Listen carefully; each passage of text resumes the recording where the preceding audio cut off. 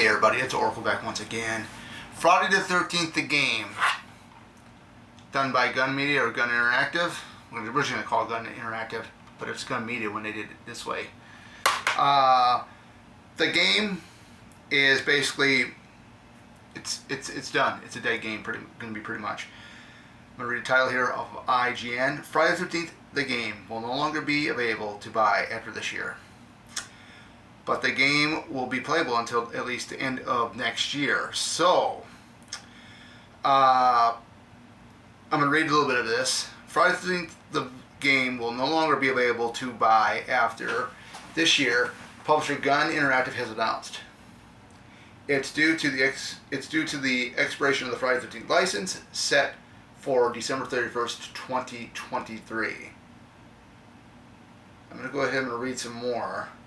In a statement posted on the official Friday the 13th the game Twitter account, Gun said that after December 31st of 2023, it will no longer be available to sell physically or digital copies of the game. The survival horror multiplayer game, though the statement notes that the game will continue to be playable through at least December 31st of 2024, provided you bought the game before the end of this year.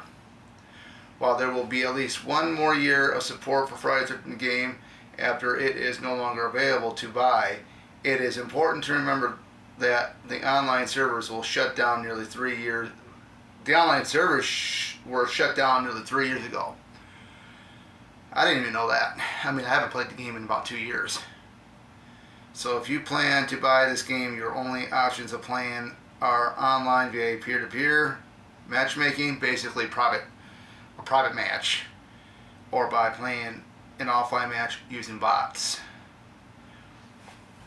So it says Friday the 13th, the game released back in 2017 and in the years following was met with legal disputes over the brand.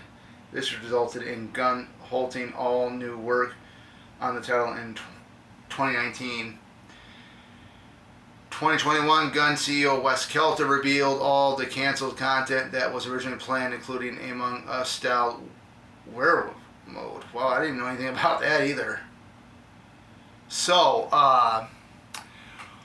what I think about this, because this game started out on Kickstarter, campaign for it to get it, people to donate money to have this game made. I never donated, especially for something like this. I had a funny feeling that something was going to end up being up.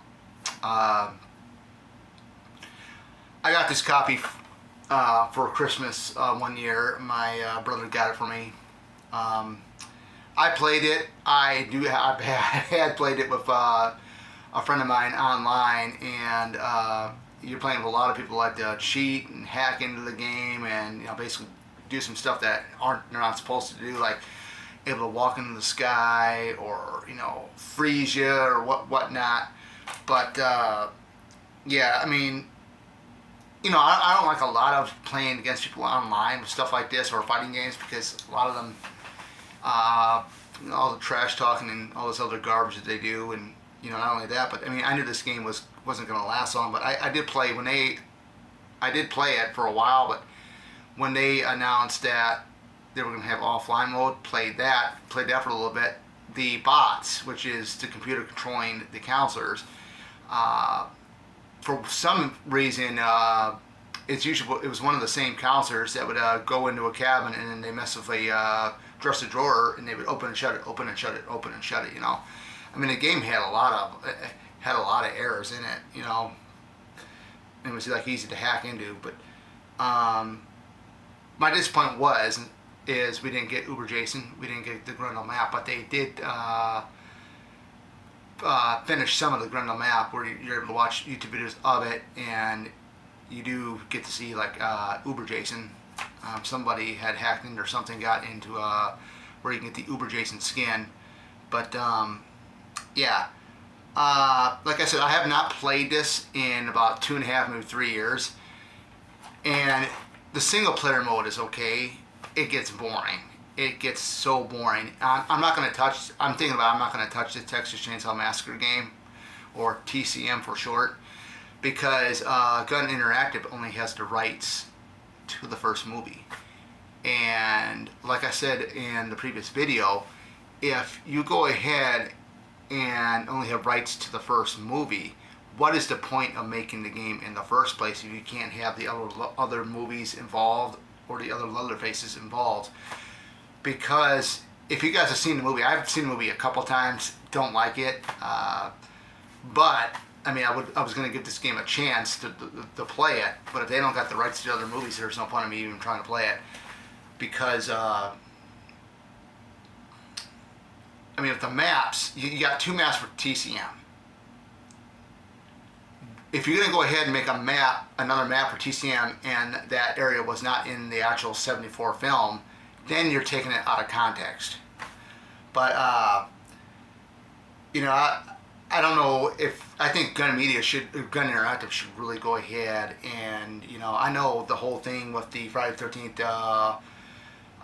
rights dispute wasn't their fault, but I mean, I really think they should have held off on doing TCM and try to see if they can get the licensing for all the movies to make it the ultimate, you know, TCM game for TCM fans.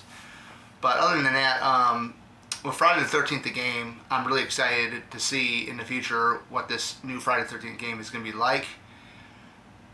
I mean, I told you what I would like to see in it. I would like to see I would like to see, you know, even the final girls in it, people that were in the actual movies, all the Jasons from every film, every map for every Jason that's in the game. You know, give us give us the Grendel map, give us New York, give us the Jason Goes to Hell, Voorhees house. Give us all that stuff. I mean, stuff like that. That'd be awesome. But other than that, that is it, guys. Yeah, Friday the 13th, the game from Gun Interactive, Gun Media, is pretty much dead. So there we go. And like I said, I have not played the game in almost 3 years.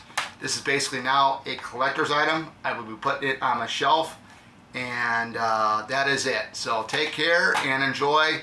And hey, it is my birthday today. Having a blast doing these videos for you guys and whatnot. We got some more stuff coming out, so be on the lookout for it. Take care.